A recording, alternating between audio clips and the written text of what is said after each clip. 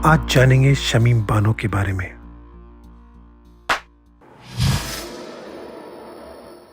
ये भी एक अजीब कहानी है।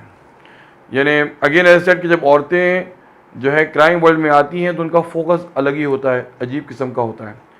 इनका नाम है शमीम बानो। किस लोगों ने उनको शमीम बेगम भी कहते हैं, कुछ लोग उनको कुमकुम भी कहते हैं। लेकिन इनका ये था कि ये आफ्ताब अंसारी के गिरोह से मिली हुई थी, और चूँकि इनका बाद में जाके काफ़ी रसूख बन गया शमीम बेगम, शमीम बानो या कुमकुम का, तो ये अपने आप को भाभी के नाम से मशहूर हो गई। यानी आप सोचिए कि मुंबई अंडरवर्ल्ड में जहाँ इतने सारे भाई होते हैं और भाई लोगों का मामला चलता है, कुमकुम बेगम या शमीम बेगम जो है उनको लोग भाभी कहने लगे। और फिर इसके बाद ये भाभी की आइडेंटिटी बहुत दिनों तो सीक्रेट रही। ये आपको पता है कि ज़्यादा ख़तरनाक काम नहीं करती थी, और हुआ ये था कि इनकी पहचान जो है आफ्ताब अंसारी के एक दोस्त गुल्लू से हुई थी, और गुल्लू से इनकी जो है मुलाकात होने के बाद गुल्लू ने इनको मिला दिया अनवर अहमद से। अनवर अहमद जो है वो आफ्ताब अंसारी का बड़ा भाई है। ये दिल्ली में रहा करती थी, और अनवर से और भाभी की जो पहचान बढ़ी तो बाद में 2 साल तक अनवर से नहीं मिला, और फिर एक बार उसने उनको जेल से ख़त लिखा कि वो तिहाड़ जेल पहुंच गया है किसी मुकदमे में। लेकिन चूँकि ये अनवर के इश्क में गिरफ्तार हो चुकी थी तो बाद में अनवर ने रिहा होकर शादी की और फिर इनको अपना कुरियर बना लिया।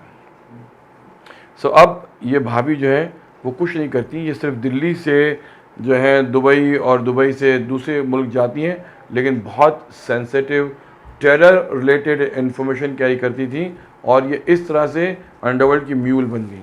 तो इन्होंने जो है यानी इनकी जर्नी काफ़ी इंटरेस्टिंग है कि किस तरह से ये जो है नवंबर 96 में इनकी मुलाकात हुई, और किस तरह से ये तकरीबन 2005 यानी ये 9 साल तक इनको जो है पुलिस को भनक भी लगने लगी। लेकिन इन्होंने कई पासपोर्ट बना लिए और अलग अलग पासपोर्ट पे अलग अलग तरह ट्रैवल करने लगी, और आबिदा याकूब के नाम से उन्होंने जो है मशहूर हुई।